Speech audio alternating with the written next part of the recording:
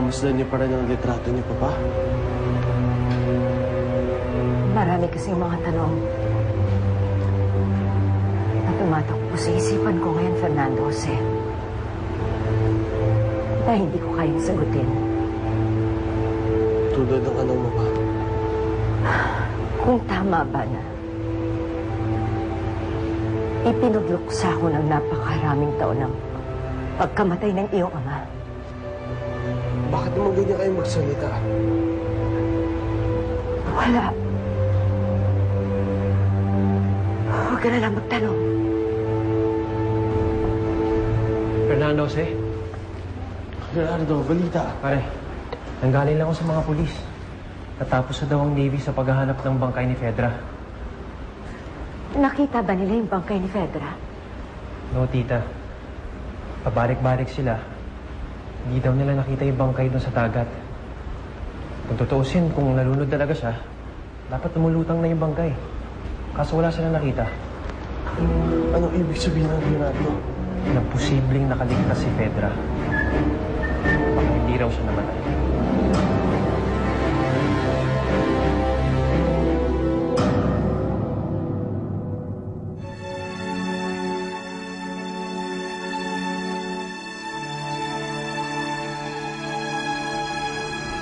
Panginoon, gusto ko pong magpasalamat sa inyo. At hindi niyo pinabayaan ang anak ko na sa pamamagitan ni Alex na ibalik ho ulit sa amin si Erica. Pero kahit na masaya ako, nalulungkot naman ako para kay Alex. Kaya sana, hinihingi ko po sa inyo, huwag niyo rin siyang pabayaan. Iligtas niyo rin po siya.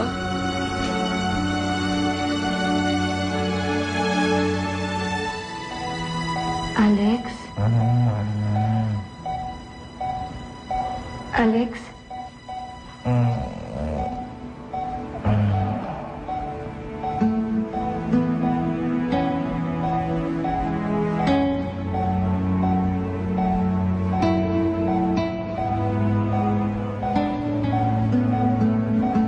Natalia. Alex? I feel so relieved. Buti naman may malay ka na, Alex. Oh, wait, I have to call your doctor. Kamusta ka na, Alex? Anong masakit sa'yo?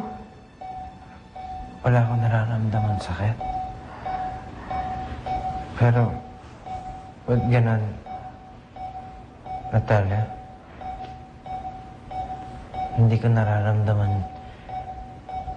yung binti ko. Ano nangyayari?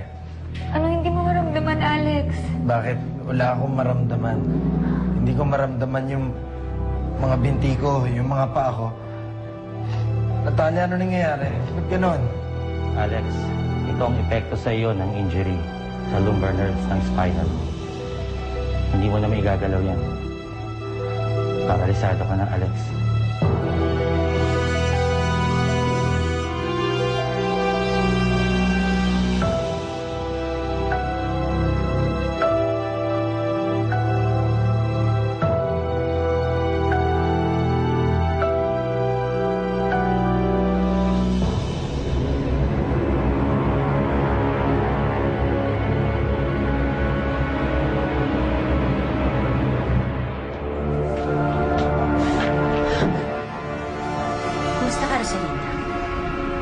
Akala mo siguro patay na ako.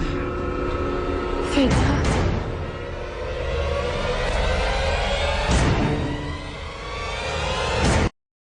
And Anlene at preventing osteoporosis.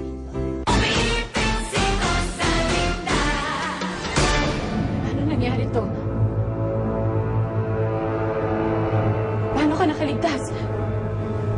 Masamang damo ako. Hindi pa ako pwedeng mamatay.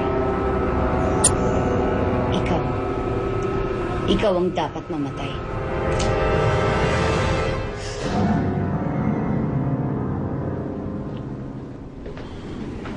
gising ka na pala. Nanaginip ako ng masama, Fernando Jose. Si Fedra. Nakita ko siya. Buhay siya at gusto niya akong patayin. Pero panaginip lang naman yun, di ba, Fernando Jose? Dahil ang totoo, hindi na siya magugulo ulit.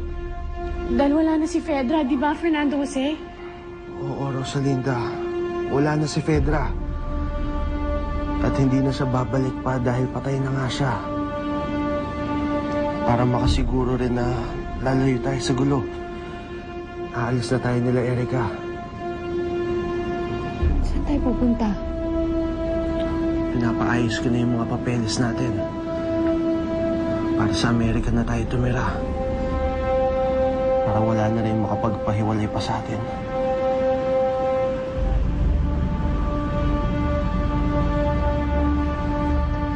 Buti pa nga siguro umalis na tayo dito. Para wala nang makagulo sa atin ni na Erica. Mamaya, ililipat ka na daw dun sa private room. Dun ka na rin magpapagaling ng mga sugat mo. Kaya eto, kainin mo muna to para lumakas-lakas ka. Pag kinain ko ba yan, mababalik ka pa ang dati.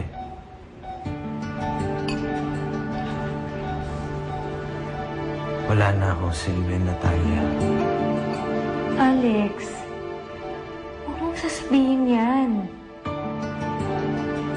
Sige na, Natalia. Iwanan mo na ako.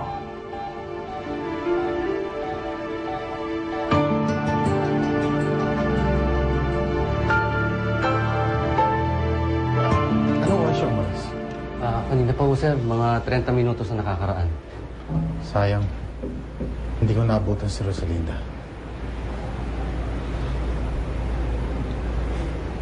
Lupita, pwede ko bang makarga ang apo ko? Sige ho, sir. Sigurado rin po ako na gusto magpakatya sa inyo ni Erica. Hi. Hello, Erica. Kakilala mo ba ako? Hmm? Ha? Smile! Kuya Alfredo. Wala rin. Kuya Alfredo. May hihingit sana ako sa'yo. Ano yun? Totoo ba ang sinabi mo, Natalia? Oo, Rosalinda. Paralisado na si Alex. At yan ang kapalit ng pagtulong niya sa inyong dalawa ng anak mo. Napakaswerte mo, Rosalinda. Napakahalaga mo kay Alex.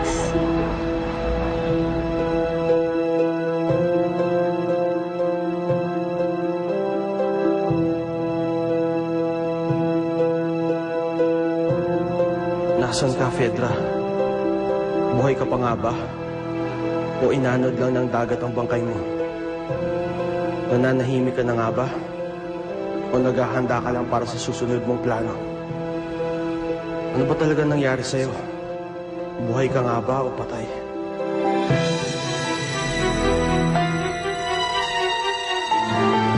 Gusto na Rosalinda. Itay? Ibig niyo sabihin, hindi na ako makakalakad habang buhay na akong inutil.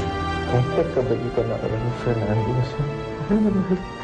sa ibang bansa na lang kami pwede manahimik. Kaya ilalayo ko na ako mag-ina ko. Pangako, Alex. Hindi ako mawawala sa iyo. Sir Fernando, kasi wala ko dito si Mama Rosalinda eh. Susunduin daw niya sa ospital si Alex. Tawagan mo si Rosalinda. Iuwi na niya ako. Sino yan? Anong kailangan nyo? Soledad Romero.